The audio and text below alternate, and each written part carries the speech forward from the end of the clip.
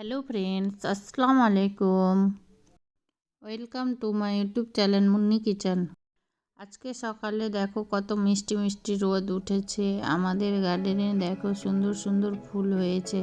আজকে আমার ছেলে খাবে খিচুড়ি, তাই আমার ছেলের জন্য তৈরি করব ভেজিটেবল খিচুড়ি। আজকের রেসিপি ভেজিটেবল খিচুড়ি। খিচুড়ি করার জন্য গ্যাসের উপরে একটা বড় পাত্র নেব। পাত্রর মধ্যে সরিষার তেল দিয়ে দেব। তেলের মধ্যে কিছু গোটা মশলা দিয়ে দেব, এলাচ, দারচিনি, শুকনো লঙ্কা, তেজপাতা। এবার 5টা পেঁয়াজ কুচি দিয়ে দেব। পেঁয়াজগুলো হালকা লালচে কালার ভাজা হলে আদা রসুন বাটা দিয়ে দেব।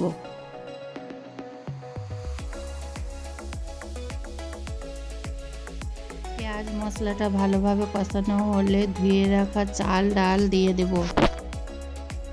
এখানে 400 গ্রাম চাল ও 500 গ্রামের মতো ডাল নিয়েছি। আমি 4 রকমের ডাল নিয়েছি: মুগ ডাল, মসুর ডাল, কলাইয়ের ডাল, ছোলার ডাল। চাল ডাল প্রায় 15 মিনিটের মতো কষানো হলে শুকনো মশলার গুঁড়ো দিয়ে দিব। জিরে গুঁড়ো, ধনে গুঁড়ো, শুকনো লঙ্কার গুঁড়ো, হালকা একটু হলুদ। এবার এখানে গরম জল দিয়ে দেব।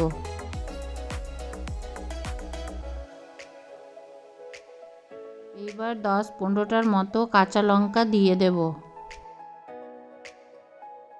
এখানে জলটা ফুটে গেছে, কেটে রাখা সবজিগুলো দিয়ে দেব। আমি দিয়েছি ফুলকপি, বিন, লাউ, মিষ্টি কুমড়ো, গাজর, বেগুন, আলু।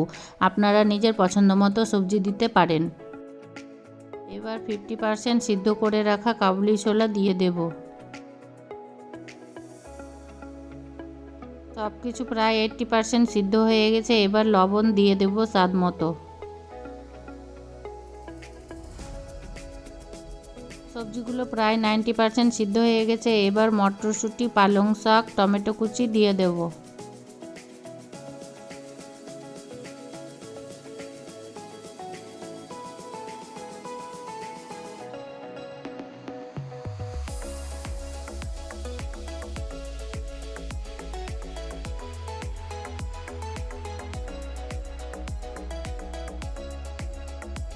এবার ধনেপাতা কুচি দিয়ে দেব।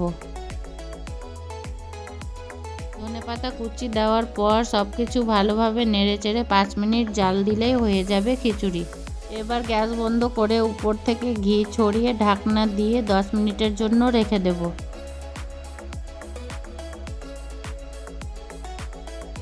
দেখুন কত সুন্দর হয়েছে ভেজিটেবল খিচুড়ি।